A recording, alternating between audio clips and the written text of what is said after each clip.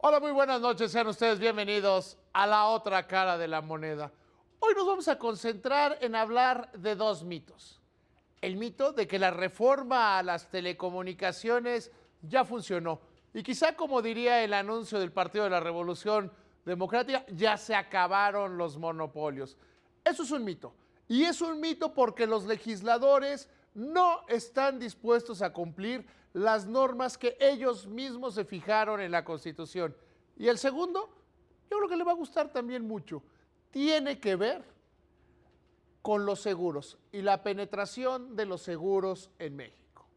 Si yo le digo que hay que proteger a la familia, usted me dirá que sí. Sin embargo, en la realidad, muy pocos mexicanos tienen acceso a los seguros.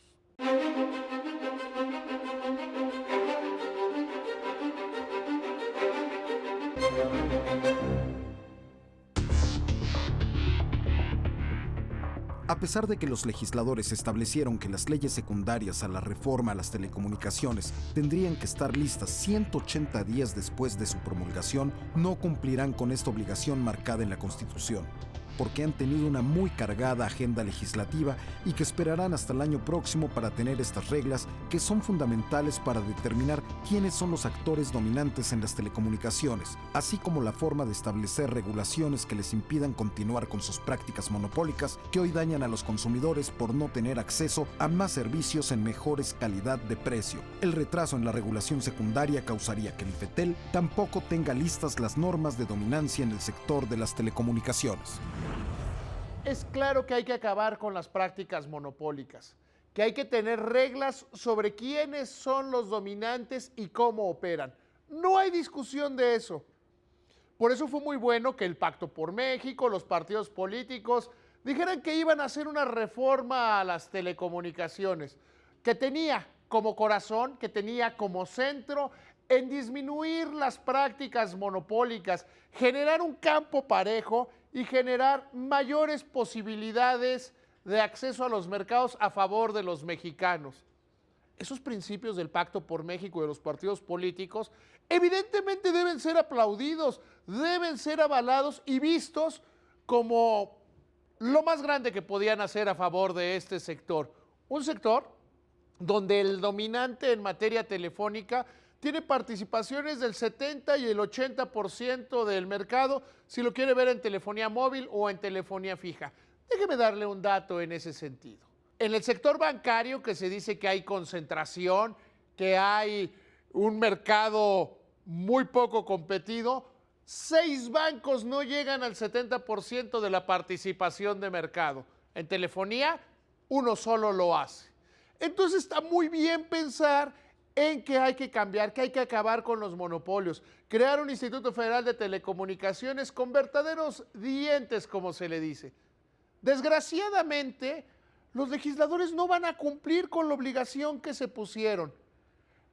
El 9 de diciembre se cumplen los 180 días que se fijaron en la Constitución para tener las leyes secundarias del sector de las telecomunicaciones. Las reformas constitucionales, los cambios a la Constitución, son como el gran marco.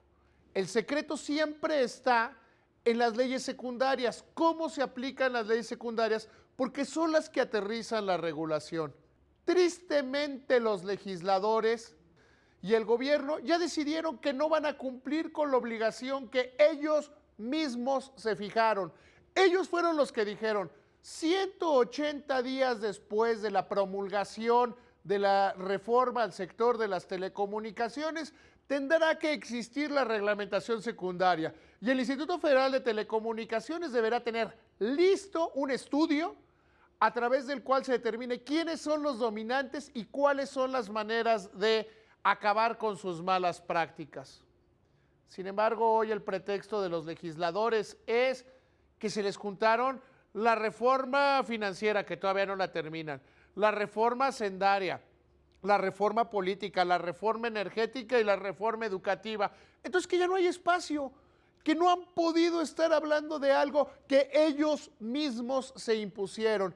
Ellos fueron los que dijeron 180 días que se vencen el 9 de diciembre.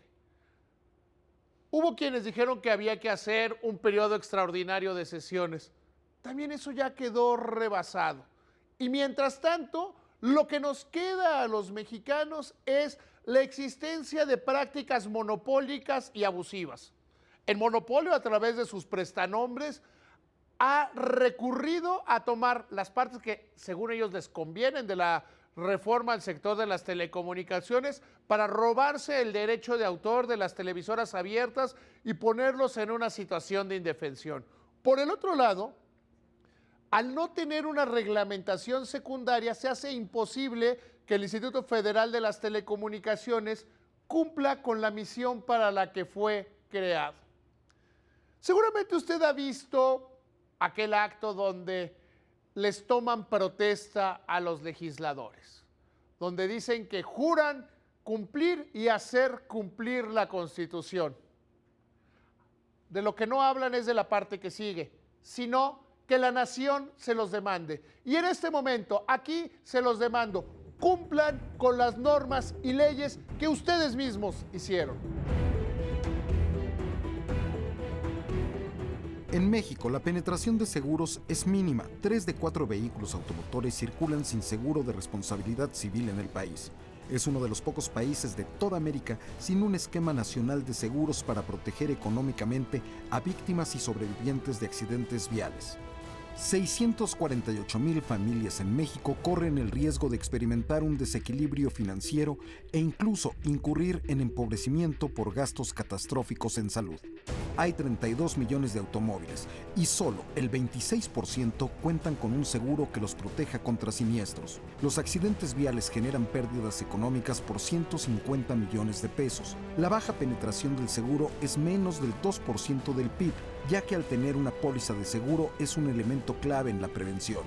Las aseguradoras juegan un papel fundamental en el sistema financiero, ya que destinan recursos al desarrollo de proyectos productivos y actividades que promueven el crecimiento económico, el progreso y el bienestar. El sector asegurador es el tercer inversionista institucional más importante desde hace más de 10 años.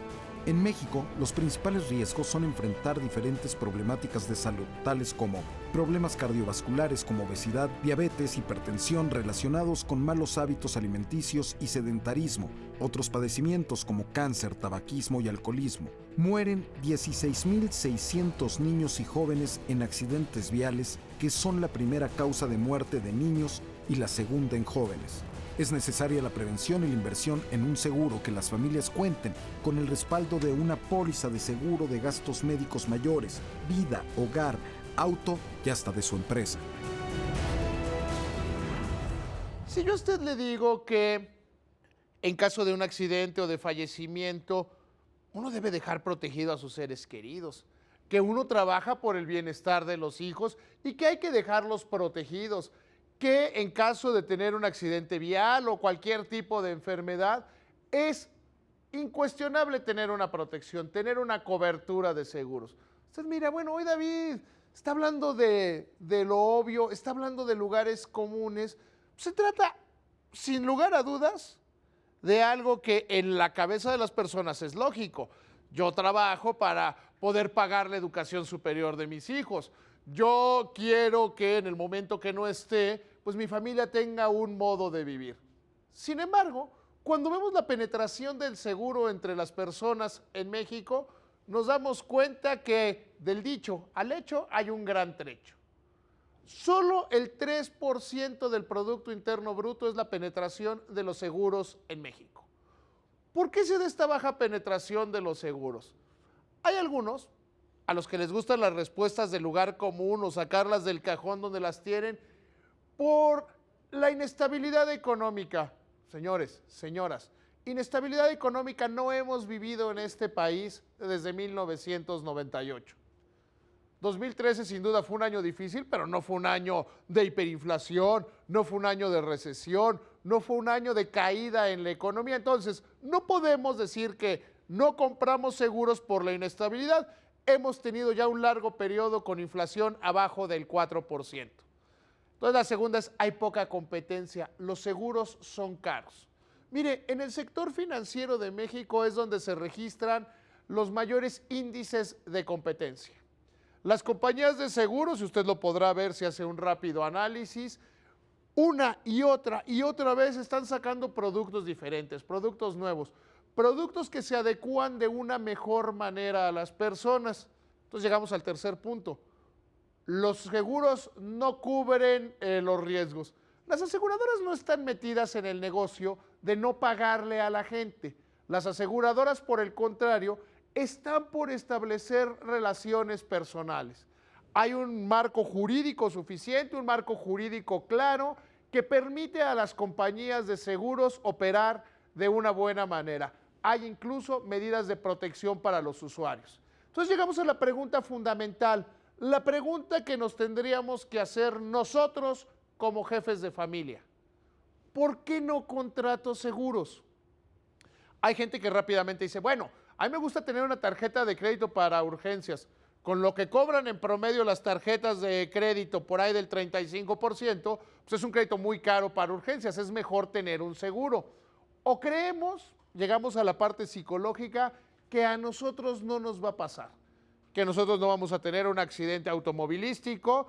16,600 personas en este país mueren al año en accidentes automovilísticos y los daños que se causan son cercanos a 2 puntos del Producto Interno Bruto en el patrimonio de las personas. O que no vamos a tener una enfermedad crónica degenerativa como la diabetes o el cáncer o alguna de estas enfermedades. Creemos que eso a nosotros no nos pasa, que el seguro no hay que tenerlo porque en el momento que se presente la contingencia, algo vamos a poder hacer.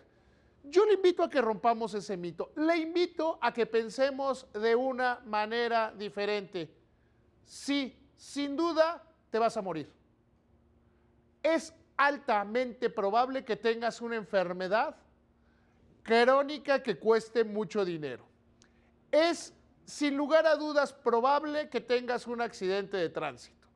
Cuando entiendes eso, debes comprender, sin lugar a dudas, que tienes que estar asegurado.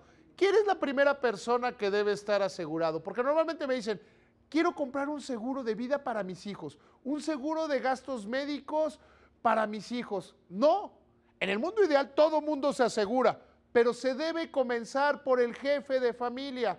Normalmente cuando un jefe de familia, llámese el papá o la mamá, tienen una enfermedad, hay un doble quebranto económico para las familias.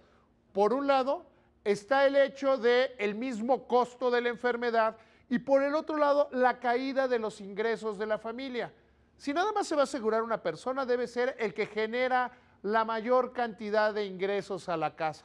Después ya se pueden ir pensando en otras alternativas, los dos jefes de familia, los hijos, y es mucho más probable que un hijo pequeño no tenga problemas médicos graves a que los tenga un adulto. Entonces seamos muy claros, hay que elegir bien los seguros. ¿Cómo determinar cuáles son los seguros? Punto número 1, entendiendo. 1, los seguros no son caros y hay que comprarlos para que no se utilicen. Punto número 2, el primer asegurado debe ser el jefe de familia. Punto número 3, hay que ir escogiendo los seguros con base en lo que se necesita, no con base en las creencias que podemos tener. Le agradezco mucho que nos haya acompañado hoy a destrabar estos mitos en la otra cara de la moneda. Gracias, muy buenas noches.